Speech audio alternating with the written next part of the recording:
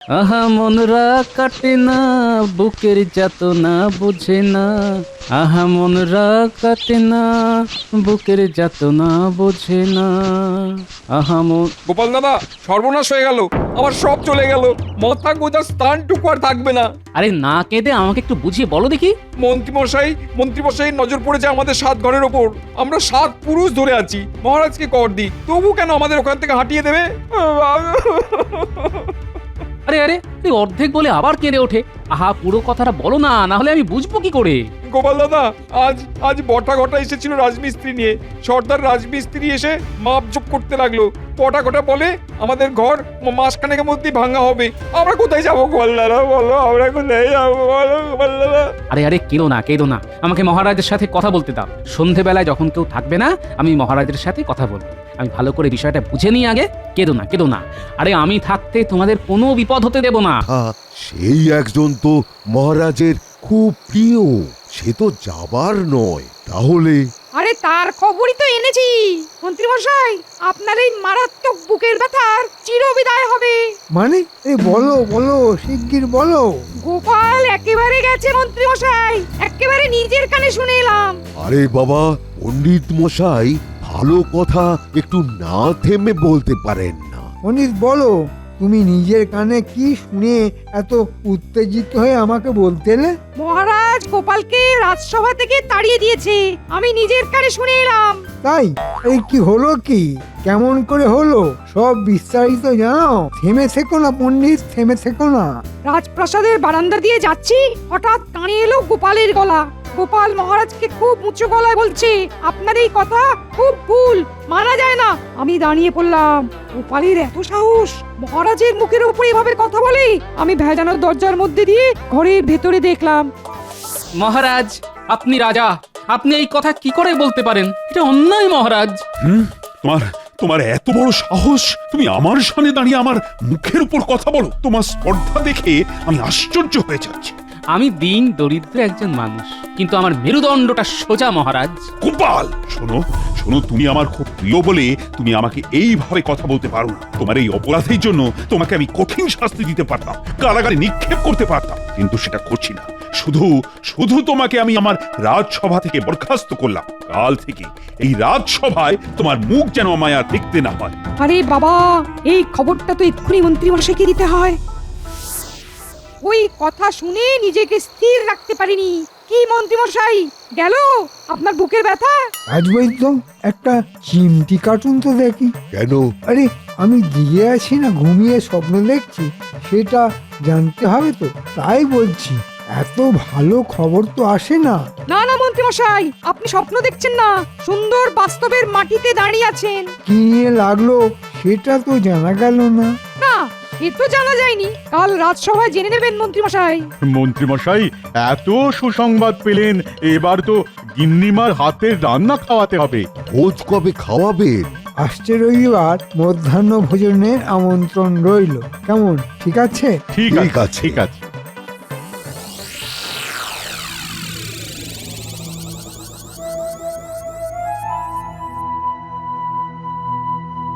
কি গো, রাজসভা থেকে এসে সেই যে ঘুম মেরে বসে রইলে, আর তো উঠলে না গো?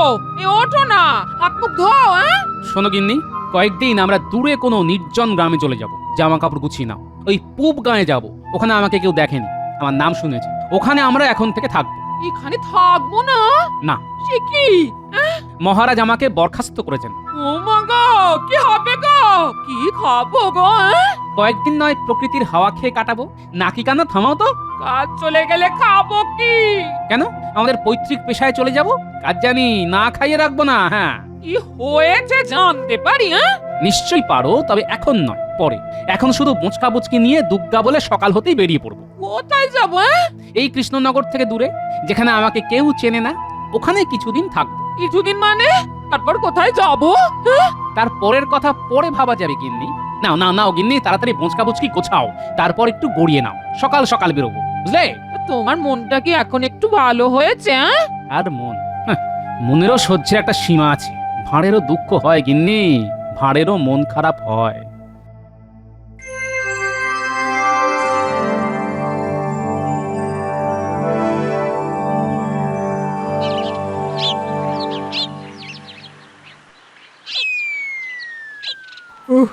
কি ভালো লাগছে, হ্যাঁ? এবার নাটক করে গোপালের অনুপস্থিতির কারণটা জানতে হবে। মহারাজ, সভা শুরু হয়ে গেল, গোপাল এখনো এলো না। ও আর আসবে না, ওকে আমি বরখাস্ত করেছি। সে কি মহারাজ? কেন? আপনার এত কাছের মানুষ, আপনি এত ভালোবাসতেন। আরে রাজসভার কাজটা শুরু করো। আমাদের কি যেন বিষয় নিয়ে কথা হচ্ছিল কাল। ওই মাঠের ধারে অবাঞ্ছিত আস্তানা নিয়ে মহারাজ। ওই অবাঞ্ছিত আস্তানাগুলো আমাদের পরিষ্কার করতে হবে। এ সম্পর্কে আমি পরে সিদ্ধান্ত নেব। এ নিয়ে এই মুহূর্তে কোনো আলোচনাই হবে না। বাবা, বেশ ভালো একটা সময় ছিল, পথের কাঁটার গোপালটাও নেই। এই সময় যদি পরিষ্কার করার বরাতটা পেয়ে যেতাম, তাহলে বছরের শেষে কিছু উপরি হাতে আসতো। আচ্ছা, যদি আর কিছু আলোচনা না থাকে তবে আজকের মতো সভা মুলতুবি। আমি এখন বিশ্রাম নেব। হ্যাঁ, মহারাজের হলো কি? ব্যাপারটা সুবিধের দেখছি না। তবে কি মহারাজ গোপালের জন্য চিন্তা করছে? আমার আজ মন ভালো নেই, আর মন ভালো না থাকলে কোনো কাজেই যে মন লাগে না। কিছুদিন আমি আর রাজসভায় আসবো না, আর খুব প্রয়োজন না হলে আমাকে আর ডাকবেও না। তাহলে আপনার অবর্তমানে আমি রাজসভার কাজ করি, মানে আমি তো আপনার মন্ত্রী, আর মন্ত্রী মানে মহারাজের ডান হাত। তুমি থামো তো। আমার অবর্তমান মানে আবার কি? আমি প্রাসাদে থাকবো, খুব প্রয়োজনেই আমাকে একমাত্র ডাকবে, বুঝেছো? বুঝেছি মহারাজ, মহারাজের মন আর মর্জি বোঝা ভার। ব্যাপারটা কি বলুন তো মন্ত্রী মশাই? মহারাজের ভাবগতিক ঠিক সুবিধের লাগছে না। মনে হয় কোনো কারণে খুব বিচলিত। বিচলিত হওয়ার কারণ কি গোপাল?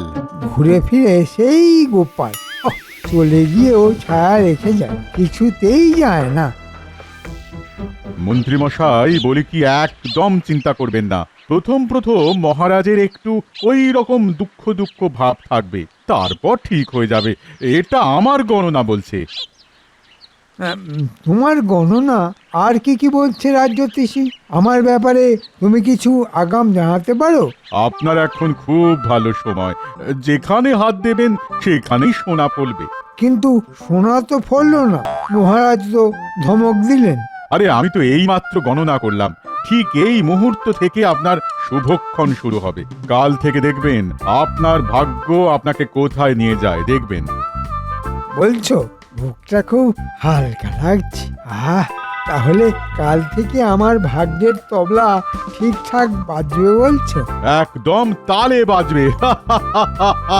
তেরে কেটে কেটে তা খাস্তা খাস্তা দ্রিমি দ্রিমি দ্রিমি দ্রিম, আসছেই শুভ দিন। শান্তি।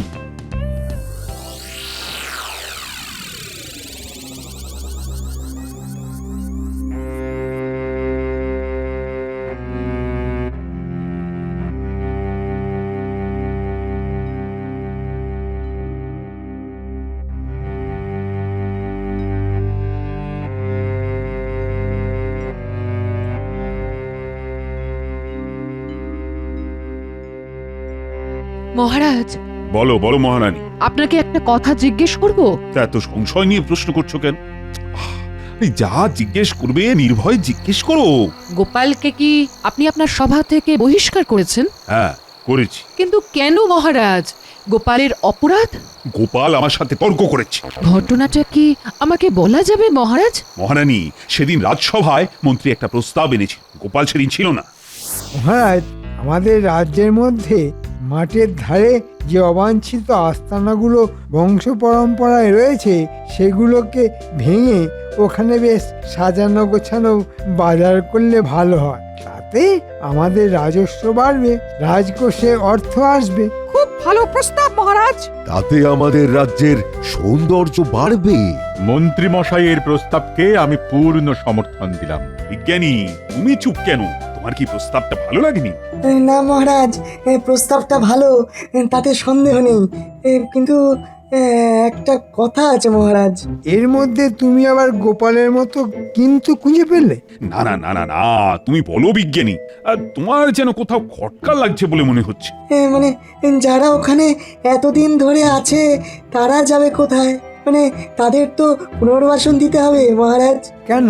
ওরা তো নিয়ম বহির্ভূতভাবে আছে। যারা বেআইনিভাবে ঘর করে থাকবে তাদের পুনর্বাসন দেবার কোনো মানে নেই। মন্ত্রীর কথাটা আমার মনে ধরলো, আর আমি মনে মনে ঠিক করে নিলাম যে অস্থায়ী ঘরগুলো ভাঙব। রাতে যখন আমি বিশ্রাম করছি, ঠিক তখন গোপাল এলো।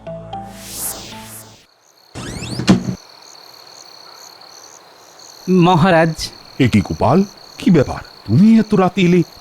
কোনো বিপদ ঘটেছে নাকি? তা তো একটু ঘটেছে, আর ঘটেছে বলেই তো রাতে আপনার সঙ্গে দেখা করতে এলাম। বলো বলো বলো, কি প্রয়োজন? মহারাজ, শুনলাম নাকি মন্ত্রী মশাই ওই মাঠের ধারে যেখানে কিছু গরিব মানুষ বহু বছর ধরে আছে ওদের ওখান থেকে সরিয়ে দিতে চাইছেন। হ্যাঁ হ্যাঁ, ঠিকই শুনেছো। ওইখানে আমরা বাজার করব ঠিক করেছি। নামি দামি বণিকরা তাদের পসরা সাজিয়ে বসবে। কি ভালো প্রস্তাব না, কি বলো? তা ভালো, কিন্তু ওখানকার আদিবাসিন্দারা থাকবে কোথায় মহারাজ? তা ওরা যখন এখানে ঘর বেঁধেছিল তখন কি আমাকে জিজ্ঞেস করেছিল? ওরা তো আমার আপনার জন্মের আগে থেকে ওখানে বংশ পরম্পরায় আছে মহারাজ। ঠিক আছে ঠিক আছে, একটা কথা বলো দেখি, তুমি তো আজকে সভায় আসুন, তা খবরটা পেলে কি করে? সকালবেলা আমি আমার ঘরের চালে উঠে খড় দিয়ে চাল ছাইছি, ঠিক তখন পুঁটির বাবা আসে, হাপুস নয়নে কাঁদছে। বলি নিচে একটু খেয়াল রেখো, হ্যাঁ? দরজা খোলা কিন্তু। কি বা আছে গিন্নি নেবার মতো? বলি রান্না করে রেখেছি, মাছ ভাজা আছে, আর বাইরে মেনিটাও আছে। আর কিছু বললাম না কিন্তু, বাকিটা বুঝে নিও। আমি চললাম, হ্যাঁ। ঠিক আছে, তুমি নিশ্চিন্তে যাও। আহা মনরা কাটে না, বুকের যাতনা বুঝে না।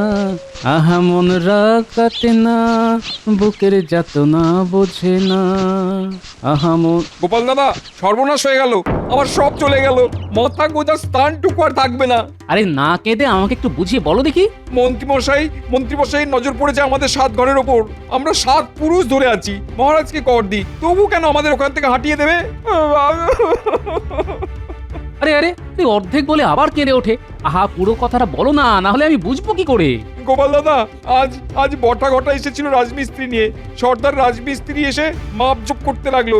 বটা ঘটা বলে আমাদের ঘর মাসখানেকের মধ্যেই ভাঙা হবে।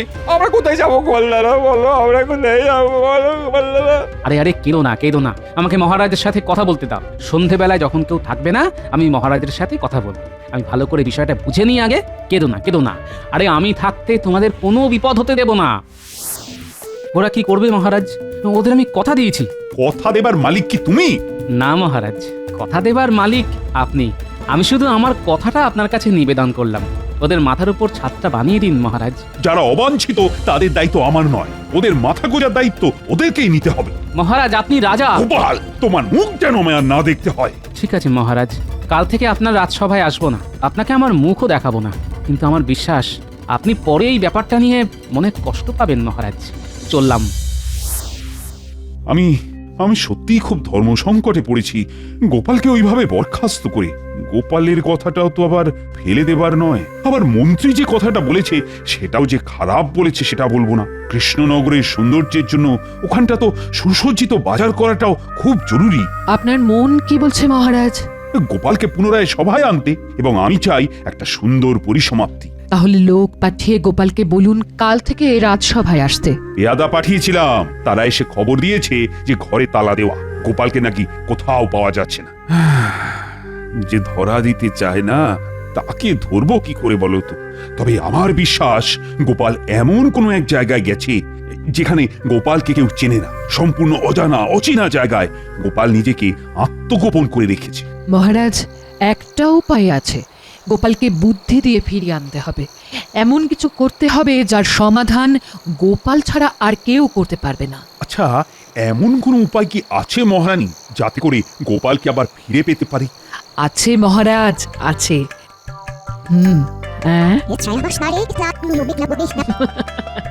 বাহ রানী বাহ, দারুণ দারুণ। আমি কাল সকালে ঢেঁড়া পিটিয়ে রাজ্যের প্রতিটি কোণে এই কথা জানাবো। শোনো শোনো শোনো, মহারাজের বড় দিঘির বিবাহ আগামী পূর্ণিমায় অনুষ্ঠিত হবে। সকল গ্রামবাসীকে অনুরোধ জানানো যাচ্ছে যে তারা যেন তাদের বাড়ির কুয়োকে মাথায় করে রাজার দিঘির বিবাহে উপস্থিত হয়। অন্যথায় 5টি করে মোহর মহারাজের কোষাগারে জমা দিতে হবে। শোনো শোনো শোনো। কি রে বাবা, এ আবার কেমন তোর কথা? মহারাজের কি মাথাটাতে খারাপ হয়েছে নাকি? আমার তো ওই 3 কোটি বয়স হলো। এই রকম অদ্ভুত বিয়ে তো আমি ওই কোশমিন কালেও শুনিনি। দেখা তো দূরস্ত, দেখি আবার বিয়ে। খুড়ো, এই শুধু দিঘির বিয়েই শুনলে? কুয়ো ঘাড়ে করে নিয়ে যেতে হবে সেটা শুনলে না? হায় হায় গো, কি বিপদ এলো গো! কলিকাল কলিকাল ঘোর কলিকাল! শুনেছি মহারাজের সবাইকে আর গোপাল বলে খুব চালাক লোক আছে, যে সে থাকতেও মহারাজের এই অবস্থা। কি জানি, শুনেছি তো চালাক, আসলে সে হয়তো একটা হদ্দ বোকা। পুরাটাকে মুখ ঝমটা দিয়ে আসবো, হ্যাঁ? তোমাকে বলে কিনা হদ্দ বোকা? দেখাচ্ছি মজা। না গিন্নি, একদম না। তাহলে সব গলে হরিবোল হয়ে যাবে। শুনতে দাও, আসলে সবটাই আমাকে খোঁজার জন্য, বুঝেছো? মানে পরে বলবো, এখন শুনে যাও, মুখে কিছু প্রকাশ করো না। তবে শুনে রাখো, এই বুদ্ধিটা মহারাজের মাথা থেকে আসেনি। তাহলে বুদ্ধিটা মহারাজের মাথায় দিল কে? খুড়ো, আমাদের গ্রাম প্রধানকে জানাতে হবে। এ কি অদ্ভুত বিপদ এলো বলো তো? কুয়ো কাঁধে করে কি করে নিয়ে যাব? কলিকাল কলিকাল ঘোর কলিকাল! কারো নিস্তার নেই, কারো নিস্তার নেই। আমাকে আপনাদের গ্রাম প্রধানের কাছে নিয়ে যেতে পারবেন? তাহলে আপনাদের বাঁচার রাস্তাটা আমি বলতে পারবো।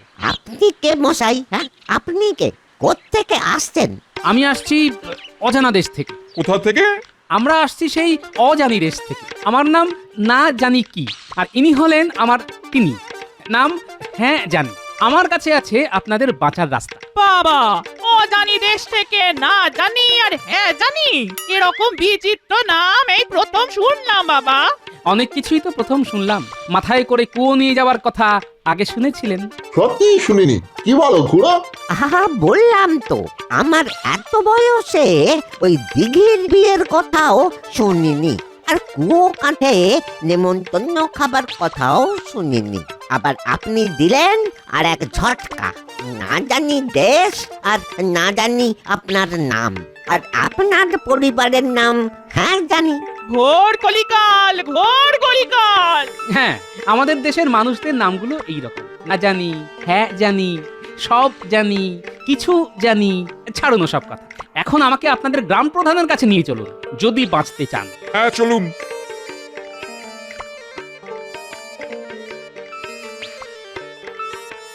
মহারাজের ঢেঁড়া শুনে মাথাটা কেমন ঘুরতে শুরু করেছে।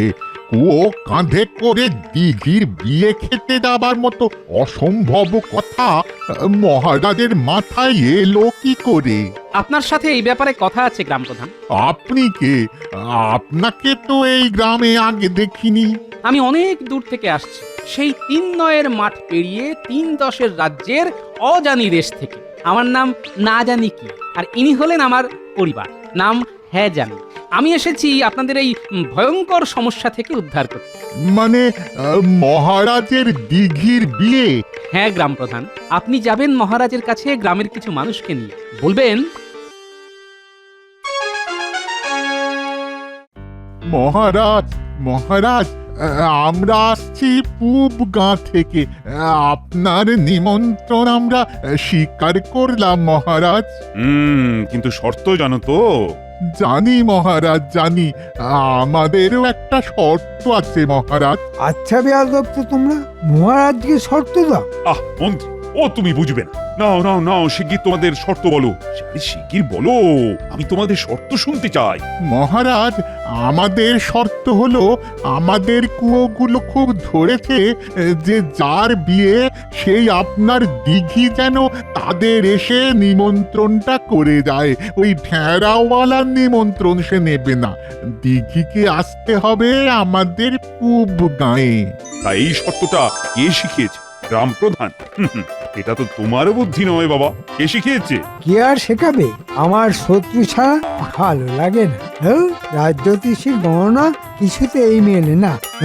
মহারাজ, সে বড় অদ্ভুত মানুষ, অজানি দেশ থেকে এসেছেন, নাম না জানি কি, ওনার পরিবারের নাম হ্যাঁ জানি। গোপাল গোপাল আমার গোপাল, অবশেষে ধরা দিলে তুমি।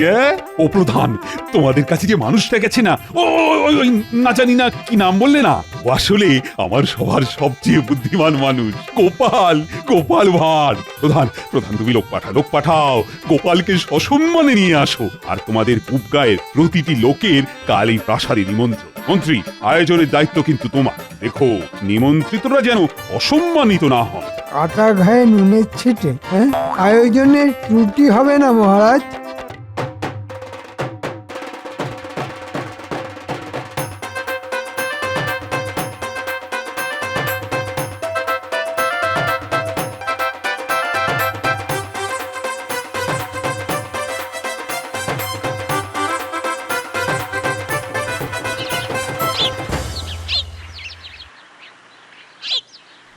এসো এসো গোপাল এসো, তোমাকে হারানোর ব্যথা যে কি সেটা আমি হাড়ে হাড়ে বুঝেছি।